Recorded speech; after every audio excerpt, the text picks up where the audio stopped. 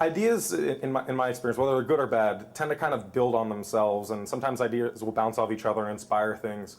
And sometimes what you thought may have started out as a good idea kind of builds and becomes an entirely different creature altogether.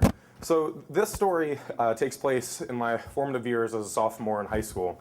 And just to kind of put you in the sort of male adolescent mindset that we were in at that time, some of my friends and I in the marching band started this thing where it's just like a Gatorade bottle that we began collecting all sorts of things like cigarette butts and like insects and old food, and we just like put it in the bottle and we're like, what'll happen?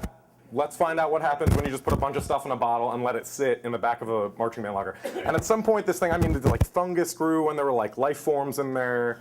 And at some point I think like a dead squirrel tail or some squirrel tail made it in. There's some really disgusting stuff, and this was labeled the ass bottle. The bottle of ass, and that's really what it was. And there were legends that it stayed on years after I graduated. I don't even know what happened to that bottle.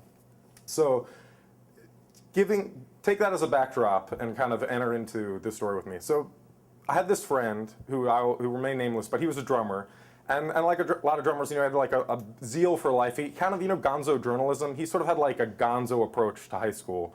And to illustrate this, one time he found like a small hair in his french fries at the school cafeteria and insisted that it was a pubic hair and was calling it a pube and being very loud about this, and actually walked up to the lunch counter and was like, there's a pube in my fries. At which point they said, a what? He's like, there's a pube. And eventually he had to call it a hair, and she didn't even see it in there. So incensed, he walks back to our table, flips it up in the air, and it's like, it's everywhere. So of course, like the teacher comes over and is are you gonna clean that up? And he stone-faced looks at him and says, like, clean what up? The french fries on the floor. At which point he says, of course I'll clean them up, and does that. So that's kind of who this kid was. So one day we're like, we're at the lunch table, and the one prize thing that the 910 cafeteria had that we sort of had over the upperclassmen was this was the only place in school that had an ice cream machine. And kids loved that freaking ice cream machine. It was like a godsend. It was the one thing that like you could take comfort in being an underclassman there. So one day we're at lunch and we're just making some kind of weird concoction with the food. Like there's like ketchup and honey in there and french fries and discarded bits of food, and we're just mashing up this kind of disgusting gel. And for some reason, I think, wouldn't it be amazing if we could roll a tampon in this right now? And I don't know, again, I don't know why I would think that. We didn't even know. I was like, how do you even get one? How could you possibly even, find something like that? We don't even know people with tampons. And of course, some girl overhears us talking about this and like, oh, I'll give you a tampon, reaches in her purse, pulls it right now. Completely, it's unused, it's a nice clean thing. The first time I'd ever seen one, so I'm looking at, well, that's kind of interesting. So we start rolling it in this mash of food, and it's starting to expand, and it just looks, it's dripping wet. It doesn't even look like it came from a human. It just is, it's gross. And at that point, I'm thinking, like, what would happen? Where could we plant this thing?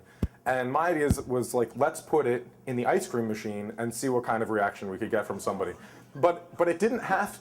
It wasn't just that. I thought, well, we want to make sure that when the tampon hits the fan, that they can't somehow trace back to us. And so my brilliant plan was to get another female friend, because it couldn't be a guy, because for some reason they'd be able to read the handwriting and know it was a guy. So we had a female friend of ours write a little note that said, just to get the point home, I put a used tampon in the Frozen Paradise machine.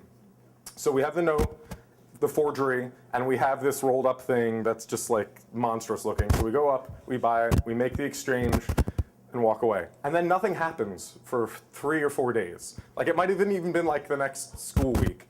And I wasn't there for it, but in one of my classes, it turned out this girl that I had like seminar history with, who was a huge gossip. We could not have picked a better person to find this thing. Like opened it up, reached for an ice cream, and saw it, and like completely freaked out. Called the janitor over. So, it started spreading like wildfire that it was around there. But nobody ever talked about this. There wasn't like an administrator coming down or anything but we did see a sign on it that just said out of order for the rest of the year. And when we came back in September, it was gone.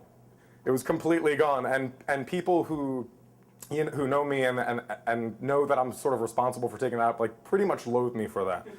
But the way I think about it now, we were heroes, really. We were saving, think of the thousands of kids that have passed through that now, that we have saved from making horrible lunch decisions with their ice cream. So sometimes a good idea takes a hard right turn into the bad territory and ends up becoming a stroke of genius. Thank you.